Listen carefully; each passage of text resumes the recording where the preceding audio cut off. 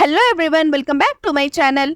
Miss mystery drama के episode 1 के starting में हमें दिखाया जाता है 18 साल पहले का सीन, जहां पर बहुत सारे गुंडे लोग फैमिली के सारे लोगों को एक एक करके मार रहे होते हैं। उसके बाद हमें 18 साल बाद का सीन दिखाया जाता है, जहां पर इस ड्रामा के मेन लीड हीरो जिसका नाम जो रहता है, आज उसकी एंगेजमेंट हो रही होती है। तो यहाँ पर जो की मॉम बोलती है जो कहीं मिल नहीं रहा है, जाओ उसे खोजो, आज उसकी एंगेजमेंट है। उसके बाद हमें ड्रामा के मेन हीरो जो को दिखाया जाता है।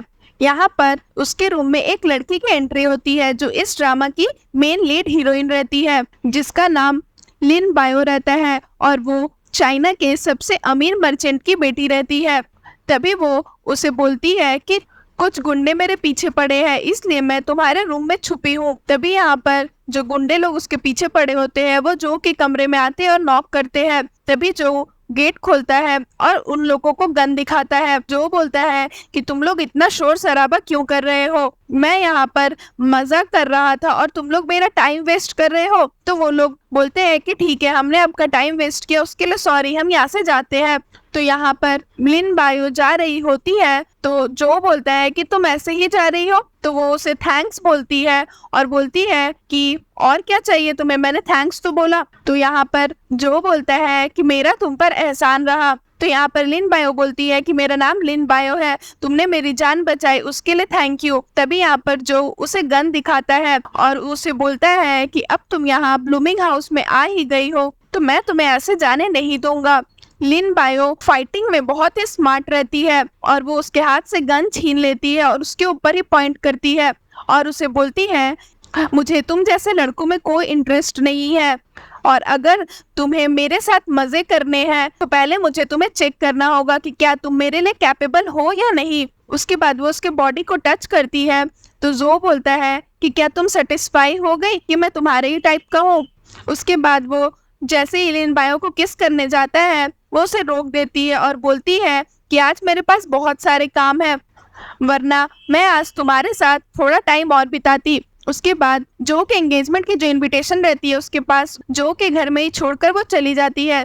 तो जो उस इनविटेशन कार्ड को उठाकर रख लेता है। उसके बाद यहाँ पर लिन बायो उसके एंगेजमेंट में जाती है, बट वहाँ के जो बॉडीगार्ड्स रहते हैं वो उसे अंदर आने नहीं देते हैं और बोलते हैं कि बिना इनविटेशन कार्ड का हम किसी को भी एंट्री नहीं दे सकते, आपको पहले अपनी इनविटेशन कार्ड दिखानी होगी। तो लिन बायो बोलती है कि मैंने बोला ना, मैंने इनविटेशन कार्ड अपने घर में भूल गई, प्लीज मुझे अंदर आने दो। तभी वहाँ पर जो आता है और बोलता है कि मिस लिन, आप अपना इनविटेशन कार्ड भूल गई थी। तो लिन उसका हाथ पकड़ लेती है और बोलती है कि तुमने आने में इतनी देर क्यों कर दी, मैं तब से तुम्हारा वेट कर रही थी।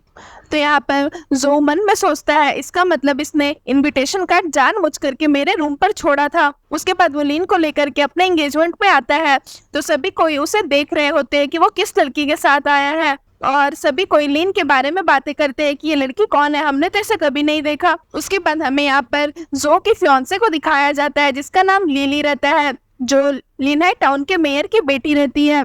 उसके बाद लिली लिन को देख करके बोलती है कि ये घर तोड़ने वाले लड़की कौन है। तो लिन बायो बोलती है कि अपनी जबान संभाल के बात करो। तो लिली उसे बोलती है कि आज मेरी एंगेजमेंट है, तुम मुझे नहीं सिखा सकती कि मुझे क्या बोलना चाहिए। तो जो अपने फियांसे को बोलता है कि लिली, ये हमारी बहुत खास मेहमान है और तुम इस शहर के मेयर की बेटी हो तो तुम थोड़ा सा रिस्पेक्टफुली बात करो सबसे। तो बोलता है तुमने जानबूझकर ये इनविटेशन कार्ड मेरे रूम पर छोड़ दिया था, तुमने मेरे लिए जाल बिछाया था, है ना, तो अब मैं इस चीज का बदला लूंगा। उसके बाद हमें सीन में दिखाया जाता है कि यहाँ पर लिली जा रही होती है, तभी वहाँ पर वेट्रेस आती है और लिली उससे टकरा जाती है, जिसकी वजह से वेट्रेस के हाथों से वो प्लेट गिर जाती है और उसमें जो वाइन रहती है वो लिली के कपड़ों पर लग जाती है। तो लिली बहुत गुस्सा हो जाती है उस वेट्रेस के ऊपर और बोलती है ठीक है, तुम्हें पता भी है कि ये मेरा ड्रेस कितना महंगा है, तुमने मेरी ड्रेस बर्बाद कर दी, मैं इसका पनिशमेंट तुम्हें जरूर दूंगी।